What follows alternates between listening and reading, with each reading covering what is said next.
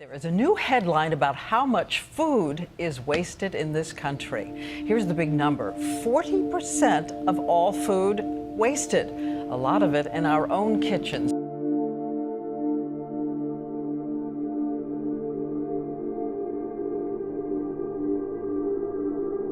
So we found that there's a bunch of statistics and studies about this, and some estimates are that 40% of all the food that gets produced eventually gets wasted. So what are your thoughts about that? I'd say it's definitely believable. Like, I know, like, whenever I go home, my dad's like a really big fan of like buying things from like a farmer's market and things like that, and sometimes we'll buy so much and like we won't always like get through all of it before a lot of it gets like spoiled and whatnot. Wait, can you repeat it? You said 40% of processed foods? 40% of all food that gets produced gets wasted. Wait, it's like to where? Where does it go? Like trash can, like, yeah, just... Doesn't get consumed. I mean, people don't eat. I feel bad saying like I'm not surprised, but I'm like not surprised. But definitely like I don't want to be the part of the people who are like I'm not surprised, but then do absolutely nothing about it. In the grand scheme of things, it doesn't surprise me a bit. I can't really speak to this business specifically because I work in the kitchen, so as a server I probably have a better idea. Yeah. But I'm not. I just make the food. I don't know what happens to it usually after that. I just assume people eat it. But yeah, some of it definitely goes to waste. Okay. But yeah, that number wouldn't surprise me. I'm glad to know that I don't waste food because I am not part of the 40%. I am the 60%. I am the 60%.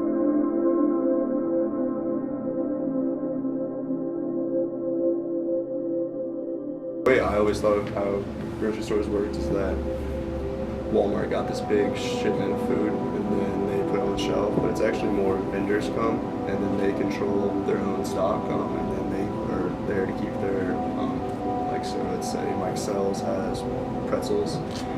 Their whole job is to go around to different stores in their region and just make sure that their merchandise is basically like in stock and up to date. We're opening ourselves up to food crisis. Right. Our grocery stores have a 2-day supply on the shelf.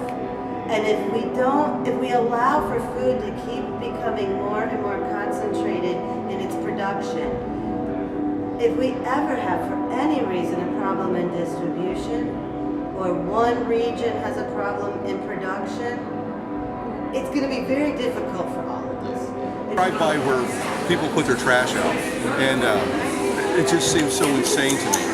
It seems like we've got all these opportunities here where you can either compost stuff or recycle it, and I don't think most people are really taking advantage of it. I think part of it is because the system we have here locally, it actually imposes like a fee on people to do recycling. There's fad diets, there's people wanting to eat healthy, and I don't know, it can lead to waste. I think I'm just as bad as anyone else too. I buy food and I throw it out.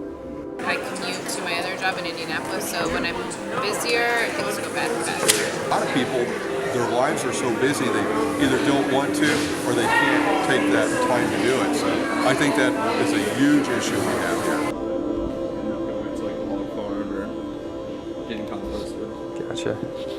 So this turns into bacon. Yep, pretty much.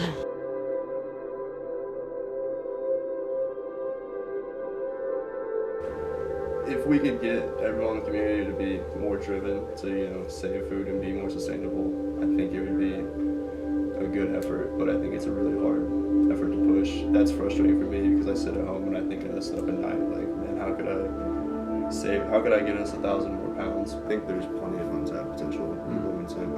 I mean, we work with a lot of donors, like I go to all the retailers and all the stores and whatnot, but I think the more organized we get as a community, the more reach out to farmers and outlying communities. I mean, there's a lot of potential there. We have a small group of people and they run a program called Farm to Family.